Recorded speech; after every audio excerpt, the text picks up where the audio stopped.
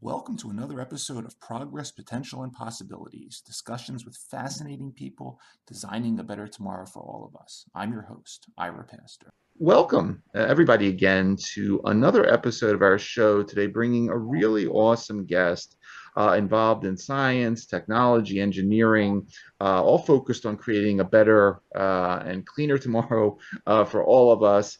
Dr. Sunita Satyapal is an internationally known subject matter expert and leader in the field of hydrogen and fuel cells, and with 3 decades of experience in government, industry, and academia. She has held quite diverse roles, including as a researcher, as a visiting assistant professor, and most recently as chief engineer and director for the United States Department of Energy's Hydrogen and Fuel Cell Technologies Office.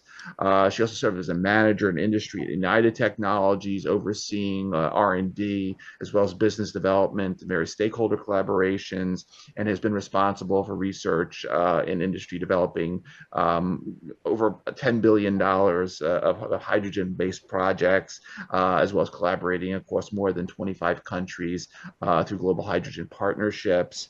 Dr. Satyapal received her Ph.D. from Columbia and then completed postdoc work in applied and engineering physics at Cornell. She's also served in various other business development, management, and deployment-related roles in industry, numerous publications, including Scientific American, multiple patents, many recognitions, including Meritorious and Distinguished Presidential Rank Award.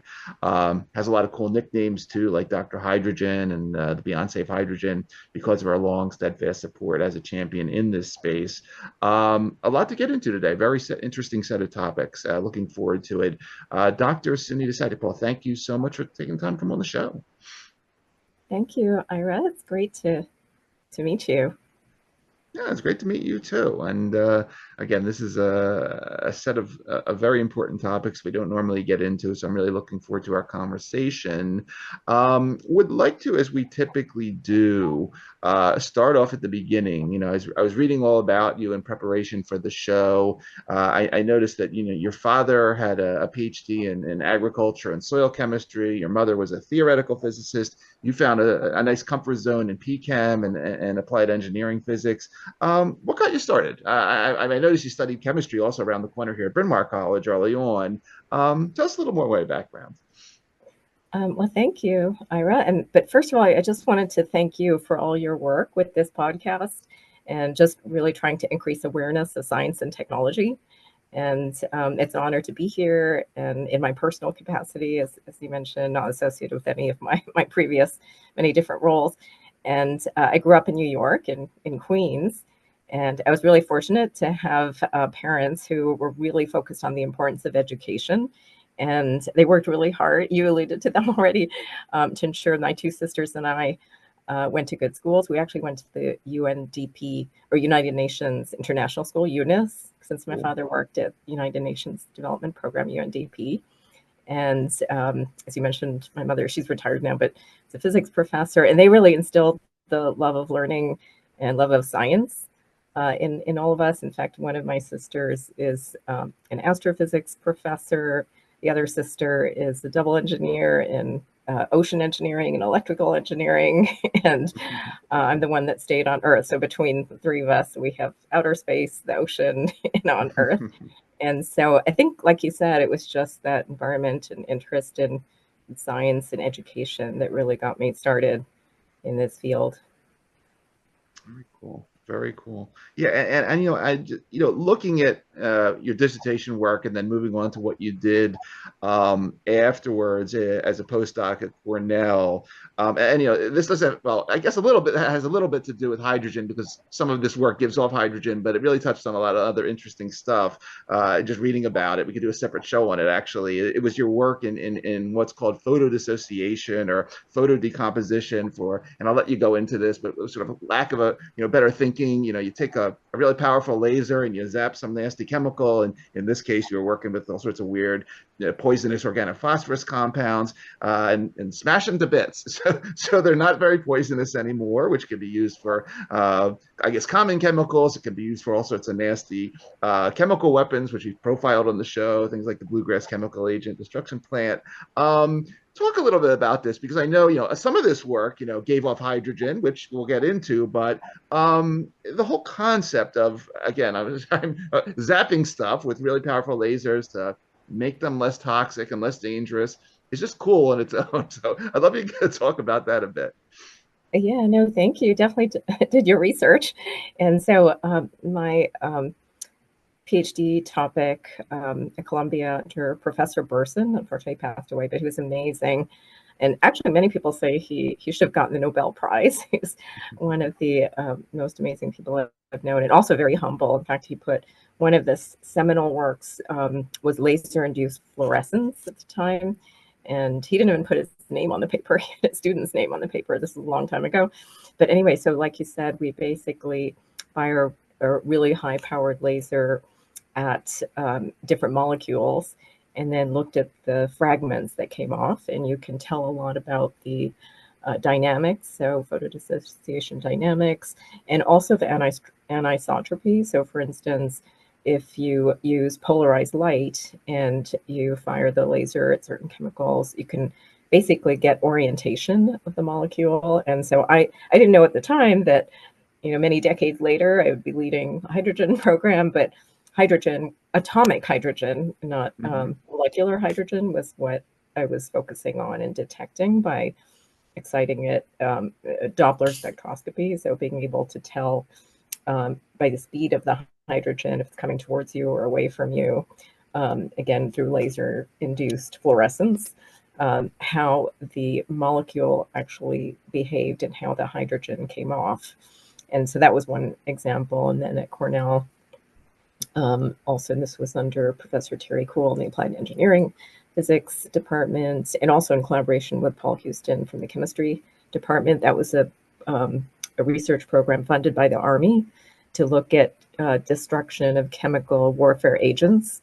And fortunately now, I think as of 2023, they've been destroyed, but in the early 1900s, all the way to the 60s, I think, the U.S. had stockpiled something like 40,000 tons of chemical weapons. And of course, we didn't use the actual toxic, nerve gas, sarin, but we used simulants like dimethyl methylphosphate, and which was originally developed actually, or sarin type compounds in the 1930s by Germany as a pesticide, and then later used as chemical weapons, highly toxic and deadly.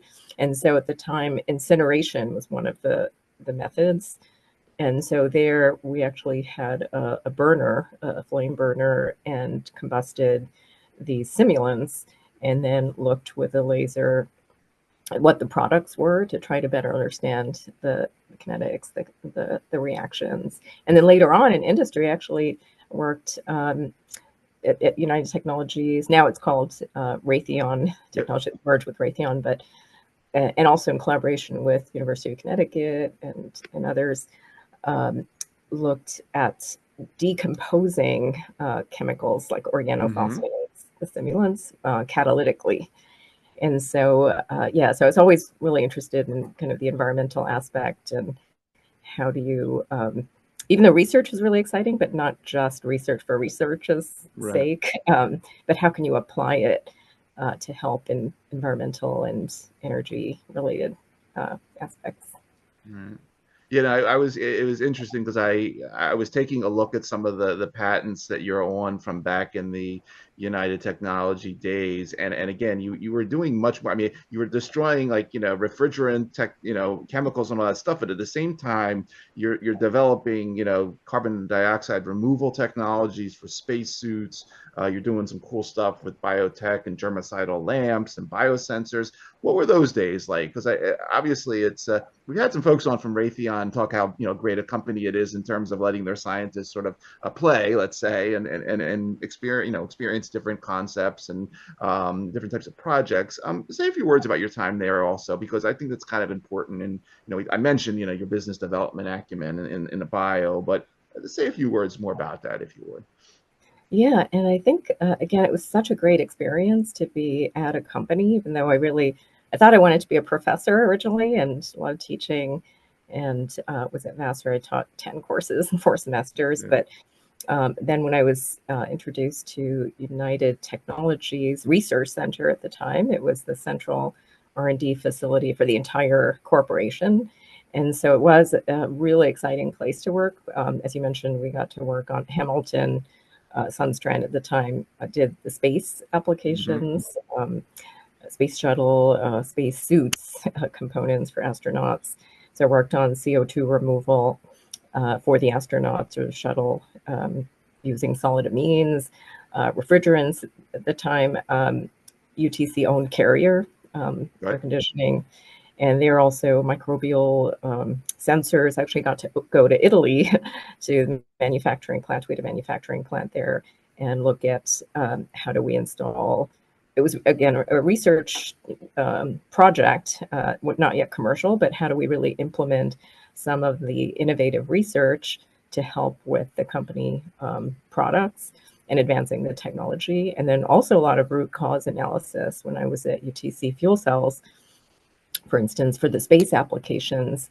If there were issues, failures, for instance, the central lab did root cause analysis for some of the issues across the corporation. It was really an amazing company. So it was a great opportunity to have a lab, and then eventually I got sucked into management, so I had various labs, and not only got to do the research and get patents, but also got more involved in staff development and recruiting. So it was really, really rewarding.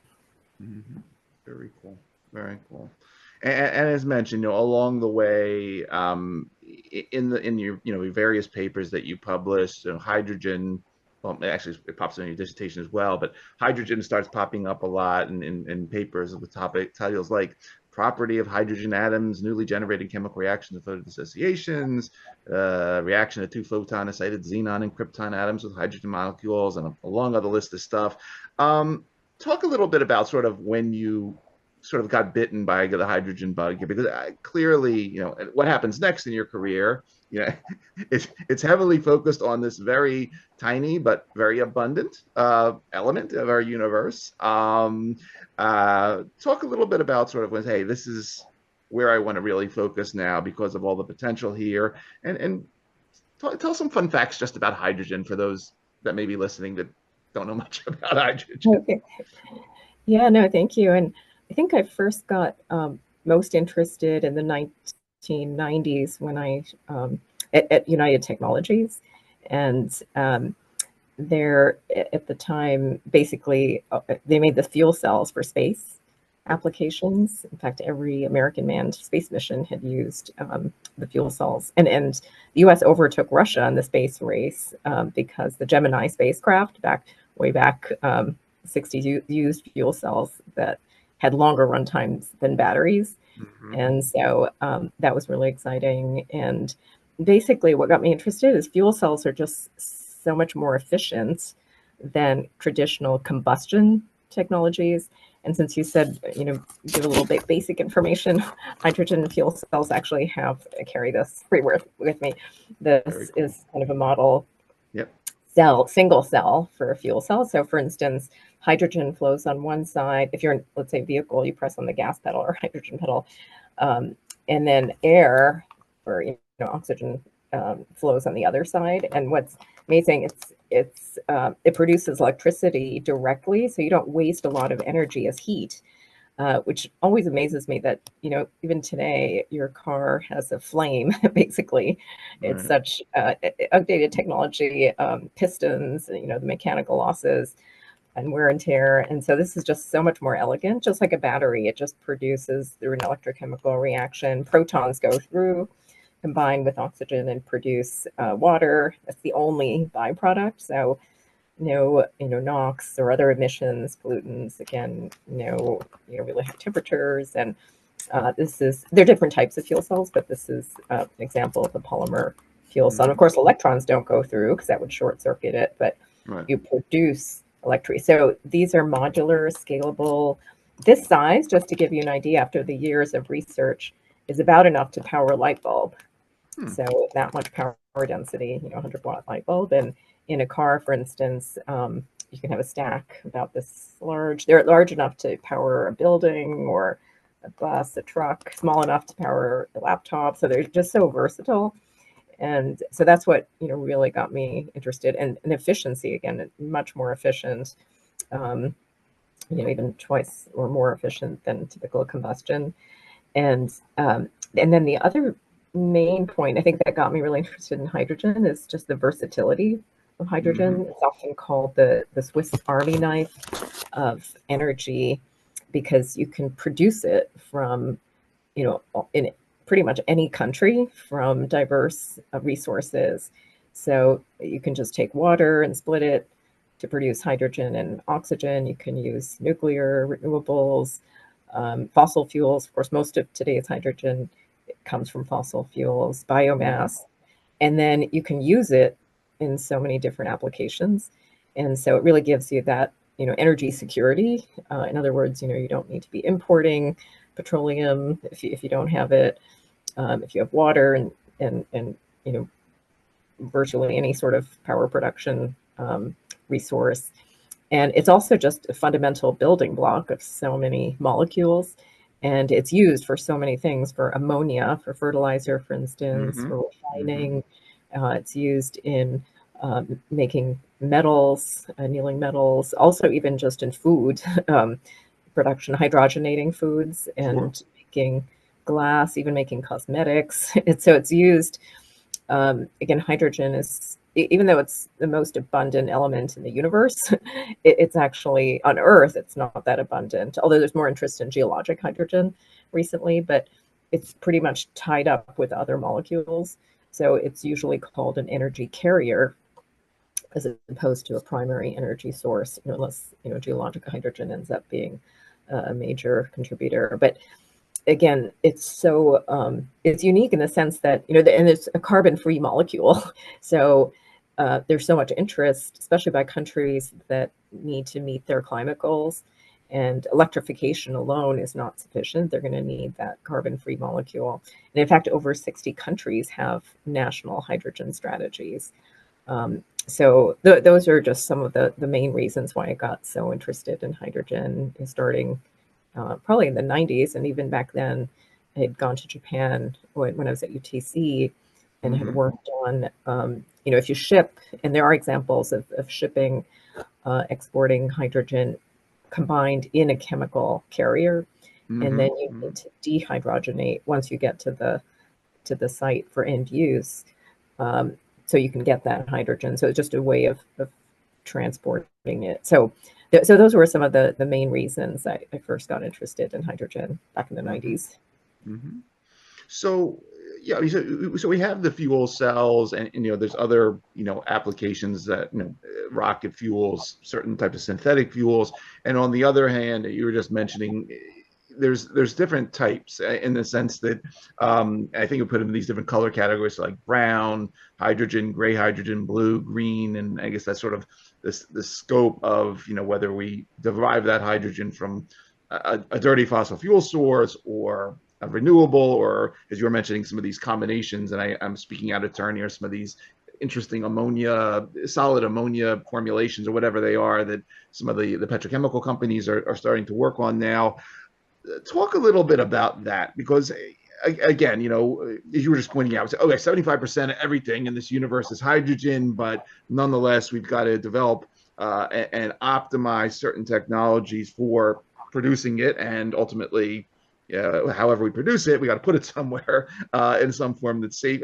Walk us through a little bit about the challenges, the barriers, some of the major progress that we've made in some of these different techniques to cleave and store. Take your time with that one, because I know there's a lot there. Yeah, no, thank you. And maybe the one thing to emphasize, since you mentioned the colors of hydrogen, is hydrogen is actually colorless and odorless and non-toxic gas, but people use colors. So I thought, and we try to stay away from the colors, but typically green hydrogen refers to hydrogen that's produced from renewables, typically like electrolyzing water. And then blue hydrogen, which is a common term, it refers to hydrogen from natural gas. That's how most of the hydrogen is produced in the US, for instance, but with carbon capture. So if it's gray, if you make it from natural gas, like methane, which is CH4, you can produce the hydrogen through a process called steam methane reforming, with water. And you still have CO2, which is gray hydrogen. But if you sequester that CO2, then it's called blue hydrogen. But in general, we're trying to stay away and talk more about the actual carbon intensity. But I'm glad you mentioned it, because there's so many colors out there. And also there's a lot of interest in hybrid approaches. Like you could have nuclear, which is sometimes called pink hydrogen, plus green, hybrid systems. There's turquoise if you use, let's say, natural gas and then don't produce CO2, but produce a solid carbon product, for instance, that could be used in tires or other things. And so it gets complicated with all the colors. But I think the main thing, though, is that hydrogen, even though it's a carbon-free molecule, depending on how you make it, it can produce quite a bit of CO2. And today, so for example, from natural gas, if you don't sequester the carbon, you could produce about 10 kilograms of CO2 per kilogram of hydrogen, just as a rule of thumb.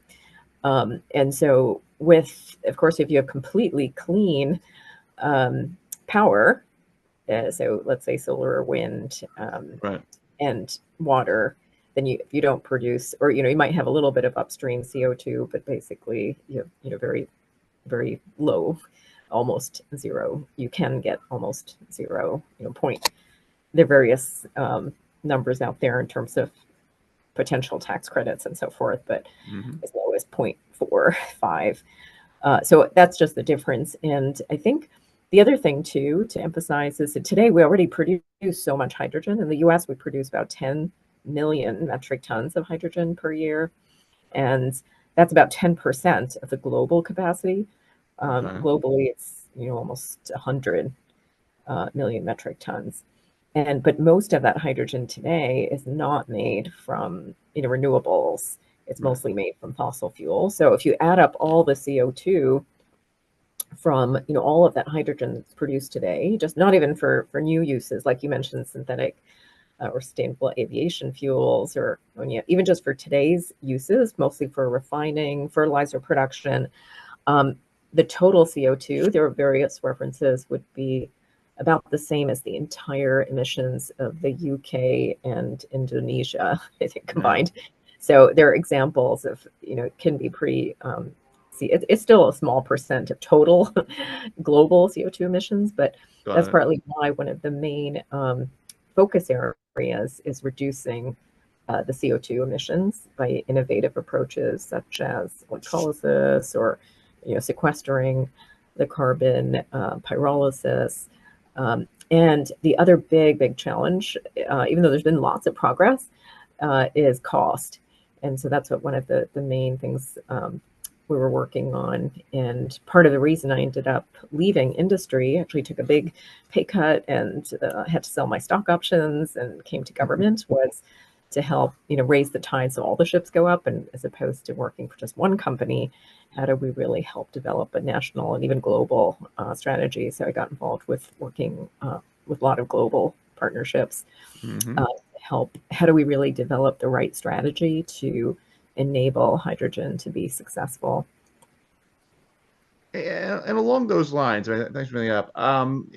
Because you mentioned we have about 10% of the capacity, global capacity here, hence 90% is elsewhere. Who are we talking about in terms of leadership here in terms of global hydrogen? And what is the, um, I think about, petroleum and cartels and all that bit with regard to sort of the limited amount of stuff that we can extract from the earth. What is I guess, the current hydrogen economy system trading for whatever that basket is? I mean, what does that look like? Where is it? Can you talk a little bit about that just to put this all in perspective of what it currently looks like in 2025? Yeah, and I think now, so the US is actually the second largest producer of hydrogen Okay. in the world. And the largest is China, actually. And I don't have the most recent numbers, but I think in 2020 or so, they had over 30 million metric tons, so significantly larger production than the US. And you have kind of two main or maybe three main categories: those that want to import the hydrogen, so countries that have been leaders like Japan, Korea has been, Toyota, for instance, had been a major leader in Japan, Hyundai in Korea. Korea also has a lot of stationary fuel cells. I forgot to mention that, with end uses like data centers, critical loads, a lot of interest there, hospitals. And the so those that need to import hydrogen to meet their climate goals, and they don't have sufficient, natural resources, and they import LNG or petroleum products today. And then you have those that are looking to export, and so countries like Australia, the US, of course, Canada is looking at exporting. For instance, Germany is also looking at importing. Parts of Europe would be able to produce the hydrogen. They might have a lot of solar. Parts of Africa, Morocco, Middle East, also very interested in producing hydrogen with Mm-hmm. massed solar and then exporting. And then you have those that would produce and use locally. So we're starting to see, and there are various projections. For instance, the International Energy Agency, IEA, Mm-hmm.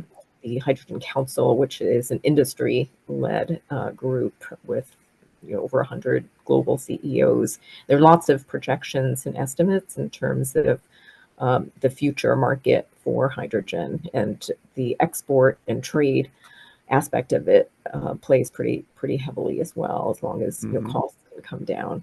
And so, Mm-hmm. for instance, even as high as 500 million metric tons of hydrogen by 2050, if hydrogen were to be a major player to help reduce global CO2. And there are various assumptions out there in terms of, we're looking at getting to net zero CO2 emissions by 2050, hydrogen contributing to, again, there are many studies out there, 5% all the way up to 20%. In the US, we looked at, maybe around 10%. If we could get significant market penetration. So in other words, if we're trying to get to net zero CO2, the Mm-hmm. hydrogen contribution of that could be as much as 10%, which is quite significant. Mm-hmm. We're looking at reducing CO2. So I think that's the state of play. This is a really exciting time in the industry because it's all, just evolving. How there was the first example of shipping liquid hydrogen from Australia to Japan Right. recently, from Brunei to Japan through a liquid chemical carrier that I was talking about before, methyl cyclohexane, and a lot of interest in ammonia now. So Right. again, Right. NH3, that could be a chemical carrier. So I think, and there are thousands of fuel cells now in operation, commercial, vehicles, buses. Toyota and Hyundai have commercial vehicles on the market now. And forklifts is another example of a niche application. Mm-hmm. Mm-hmm. Thousands, 70,000 major companies like Amazon and Walmart. Thanks to Plug Power was an example of a company that started in that space. And so zero emissions at the warehouses is one example of the driver there. Got it.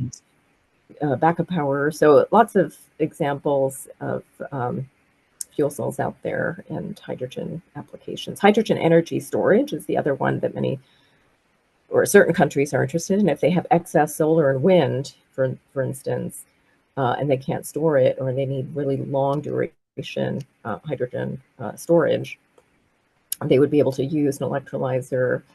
When the sun is shining or the wind is blowing, they'd be able to produce that hydrogen and then store it. You can store it in underground caverns, gigawatt hours worth of storage, and then use that hydrogen for other applications, or use it for power back when you need the power. Mm-hmm. So again, that just goes back to the versatility of hydrogen. Got it. Yeah, it's interesting. One of the about a year ago, I had Craig Venter on the show, and on one of his journeys out into the oceans, he was collecting all sorts of interesting microbes and found a bunch that love to, I don't know, they eat whatever and they breathe out hydrogen, and he did these cool little experiments where he was, capturing the hydrogen and burning whatever he was doing. But it was just kind of cool because it talked, it made you think a lot about, one class, the sort of the biological production processes involved with microbes or fungi and fermentation and all of that. There's other categories that you'd mentioned, like the thermal processes, electrolysis, photolytic processes. Walk us through a little bit of what gets you excited here, because I know there's a lot going on, a lot of ways that not just in each of these categories you can develop sort of separate technologies, but how you can combine these. You could take some algae and grow it, and then that can chew on something else. So there's a lot of neat things here you can think about. You mentioned the pink process and combining nuclear and biologic. What else? Walk us through some of this and what excites you, what you think is hot, what you think is not. Maybe I'm talking out of place here, but I think microbes are cool. But whatever, take us down this path. Yeah, I think the microbial approaches, also microbial assisted electrolysis, that's a whole new space with or relatively early TRL, low TRL technology readiness level. Gotcha. But very exciting. I think also direct photoelectrochemical hydrogen production. Electrolysis is getting lots of interest, and there are different types of electrolysis. And again, going back to the fuel cell and the type of membrane, for instance. So I think that's exciting, reducing the amount of platinum or iridium. And I think the cost, what I think amazes people many times is going back to the fundamentals of the hydrogen, the fact that it has it has the highest energy content of all common fuels, like 3 times more than gasoline. That's why it's used in space applications. That's on a mass basis, by weight basis. By volume, because it's a light gas, it's hard to store. So the volumetric density is much worse, energy capacity. And so storage, it's not just in hydrogen production, but I think the hydrogen storage and transport is also a really exciting area. The fuel cell itself, how do we make this much more cost effective? Because fuel cells were invented in 1839. And so you think they would be much more widespread by now. They're starting to get there, but again, there've just been not as much sustained funding over the years, but so much versatility. So I think the fact that, going back to this being able to power a light bulb is just amazing if you think about that. So I think that's really exciting. But going back to the cost, and this is a coincidence of nature, 1 kilogram of hydrogen has about the same energy content as 1 gallon of gasoline. So to give you an idea. And so, and today, if you look at the cost of hydrogen from conventional methods, just producing natural gas, it's only about $1.50 because we have such low cost natural gas in the US. And so if you think about that, $1.50, $1.50 a gallon, that's pretty low cost. And because a fuel cell is so much more efficient, you actually need a lot less hydrogen. Let's say you're filling a tank on a vehicle, Sure. compared to if you were using gasoline, right? Because it's because the fuel cell is so much more efficient. And so if we could really get the cost down, I mean, that would be amazing. The big challenge, though, is it's not the hydrogen by itself.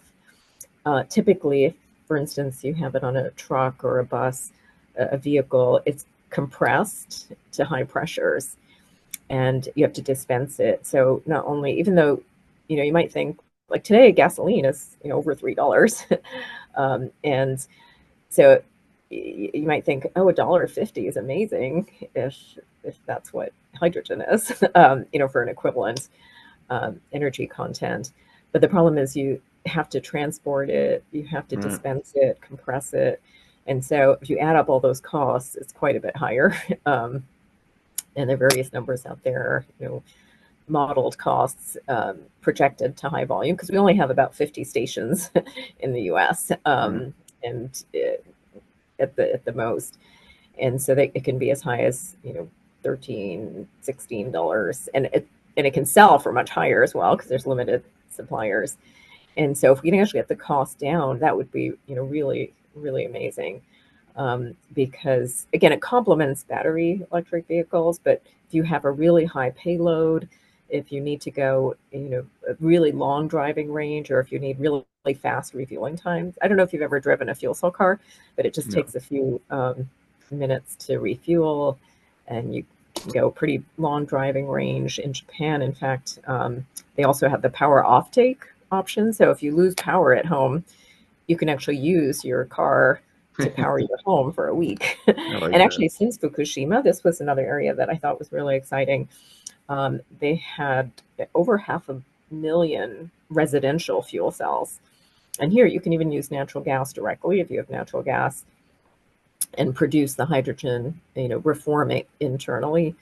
And so these fuel cells provide power to homes, also hot water because there's some heat. So again, the fact that it can be self-contained, modular, scalable, and with zero emissions is, I think, all a really exciting area. But we really just have to get the cost down. So when I mentioned that it's only $1.50 today to produce hydrogen from natural gas, if you look at electrolysis, which is basically the reverse of this fuel cell, have water, provide electricity, produce hydrogen, oxygen. Depending on the cost of electricity, it can be more than $5 a kilogram. Got it. So that was why, really have to look at how do we reduce that cost. So Hmm. those are some of the, I think, the main areas of interest. Yeah. No, I mean it's we've done a decent amount of episodes sort of on the nuclear front and talked about the past and talked about everything that's happening now in terms of small modular reactors and molten salt and all that bit. And it seems like a similar analogy here that a lot's happening. We've advanced technologies on these different fronts in terms of how you produce, how you store. You were just talking about how you compress it and keep it there under the proper pressures. So we're definitely going to get there. I'm excited about this whole area and just listening to you talk about it and thinking about how it's developed over the years, especially and the fuel cell work.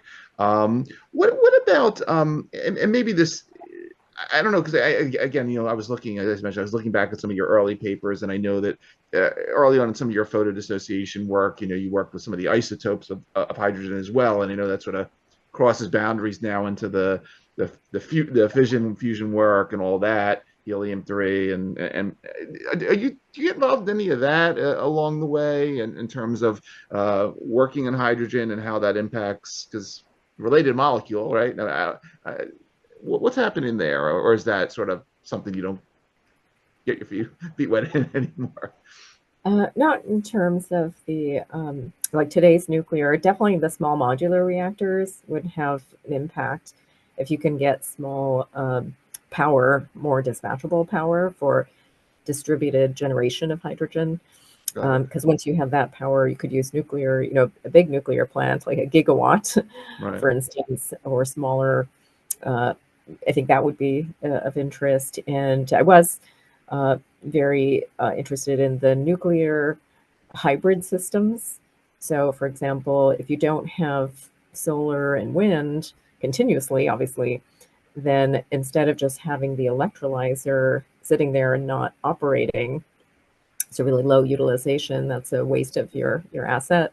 And so if you can come in with nuclear or actually have the high temperature, so if you have a high temperature electrolysis, that can be much more efficient than low temperature. So from that aspect, there's a lot of interest. But going back to when I worked on the deuterium and hydrogen, Right. Yeah. for photodissociation dynamics, that's actually not as relevant as is what I was working on more recently. That's more like a marker to be able to tell, because of the mass is different. When you're looking at the laser-induced fluorescence or trying to detect those atoms, they would have a different signature and different velocity. So it's a little bit different, even though it's the same hydrogen or deuterium. So I'm not involved in the tritium and those types of that field. Got it. Even though Got it. Yeah, I figure I'd ask because it's yeah.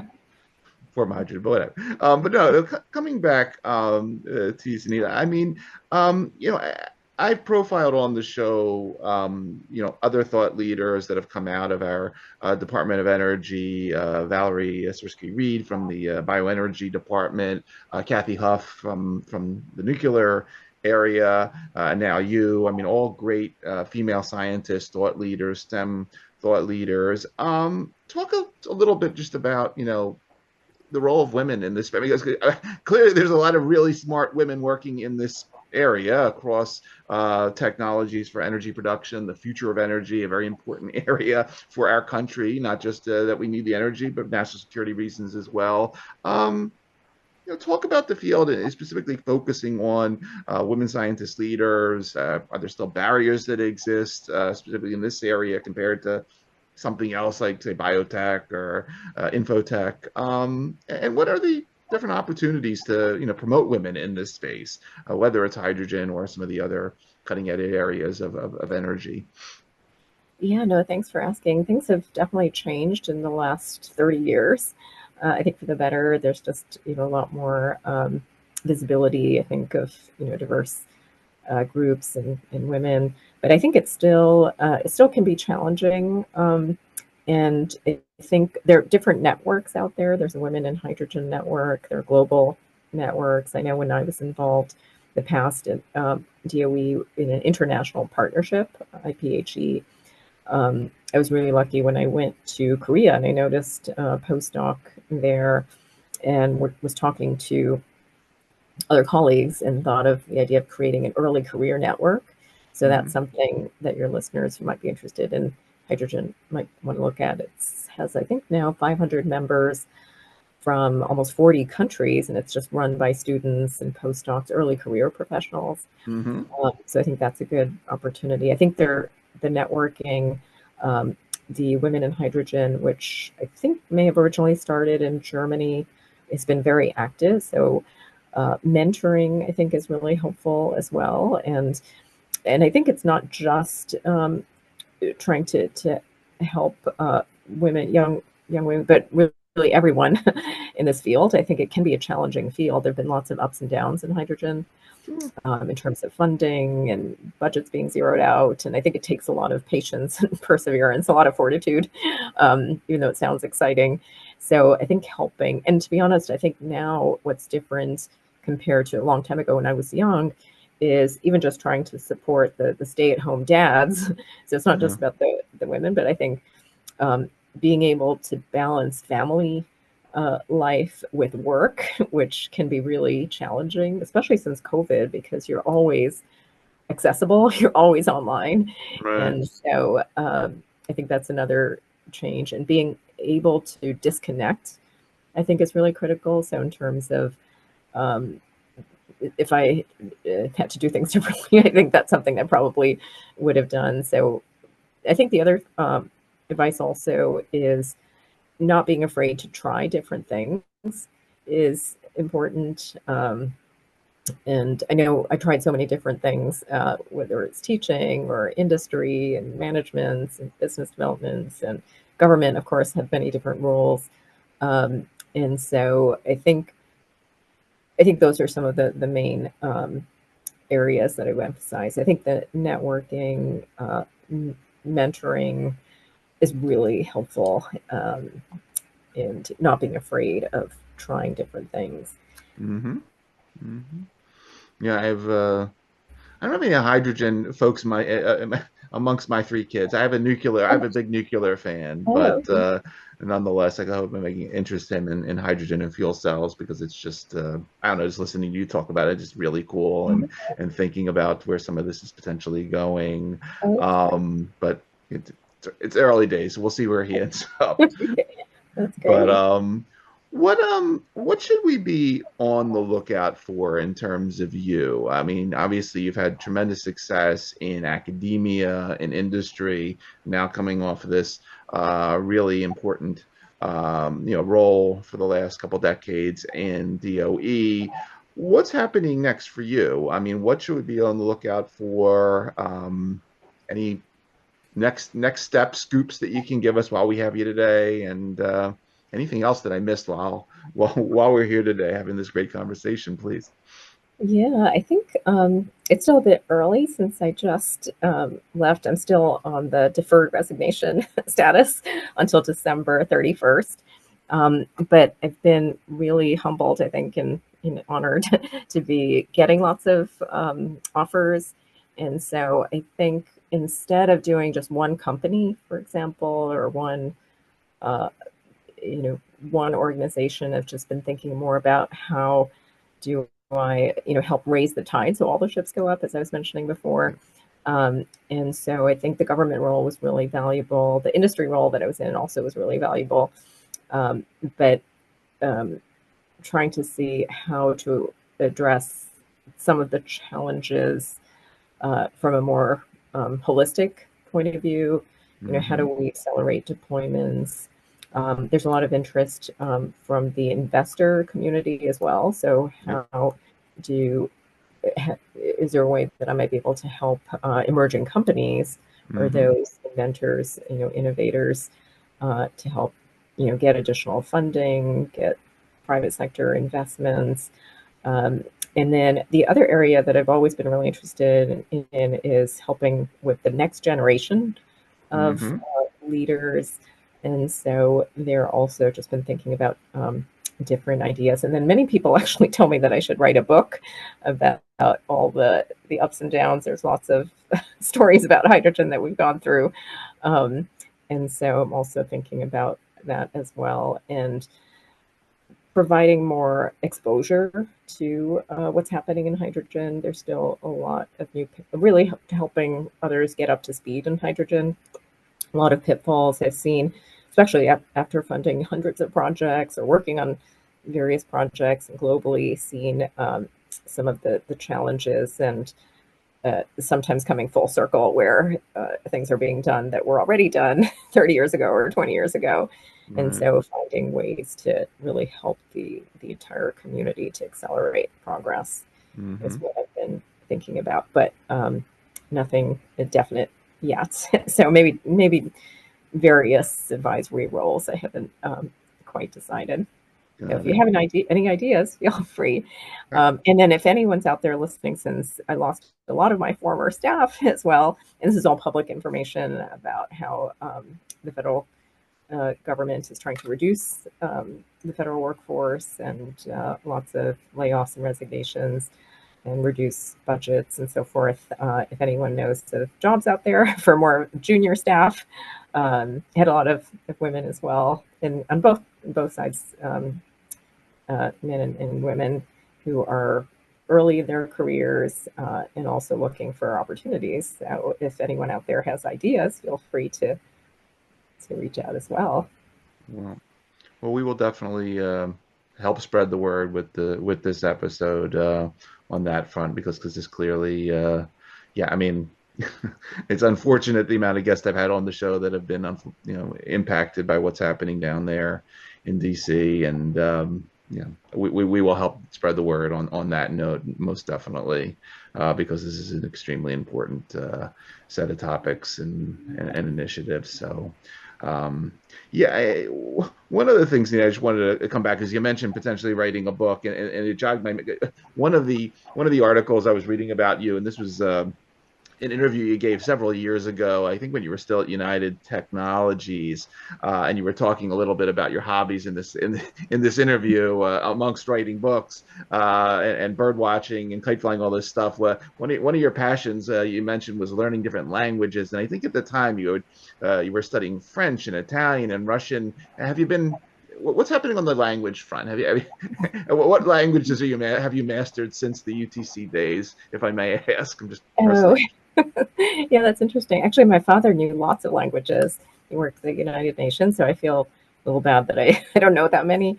And I guess because I lived in Japan for a short time, I was trying to, also learn a little bit of Japanese, and then trying the last couple of years, I went to India for the global hydrogen Mhm. conferences. And they have a lot of interest now, growing interest in hydrogen. So I was trying to learn a little bit of Hindi. Um, and then I had tried a little bit of Spanish. I wish I'd learned. It was mandatory for us in the UN school to learn French starting from kindergarten, and then one other language, which I had started on Russian, but that was a long time ago, so I don't remember that. But I think Spanish would have been maybe a little bit more useful. So I had tried a little bit of Spanish, and that might be a good one as well to try to learn. But thanks I for asking. Yeah, I tried Japanese myself a few Oh, years really? ago. Okay. I went nowhere. Yeah. My kids were like, "Give that up. You're Oh, terrible." But well, whatever. yeah. That's that. But no, it's really, again, a very impressive story and journey that you've been on, Sunita. In academia, in industry, in government, and I just wish you the best, and we will get the word out there for you, for your team, or from a team. And I just look forward to continue to follow you, and whatever you do next, let's do a follow up episode next year, so we hopefully continue the story. But really, very an interesting conversation.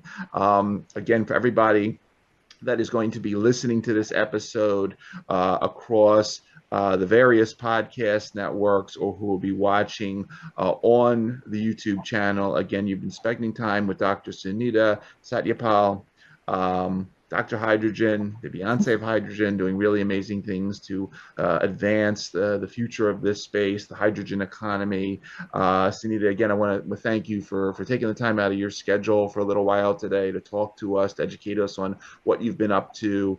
Thank you for everything you've been doing. And as we like to say on our show, thanks for helping create a better tomorrow through the science and technology that you've been advancing for all of us. Really an awesome story.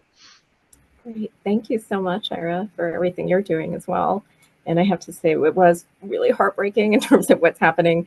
So really, really appreciate, especially for all my former staff and many others who suddenly find themselves unemployed, but just have Yeah. so much to offer. So really, really appreciate that. And I'm on LinkedIn as well. And really appreciate all the hundreds of messages I've been getting. So thank you so much. It's really nice to see that solidarity. Yeah.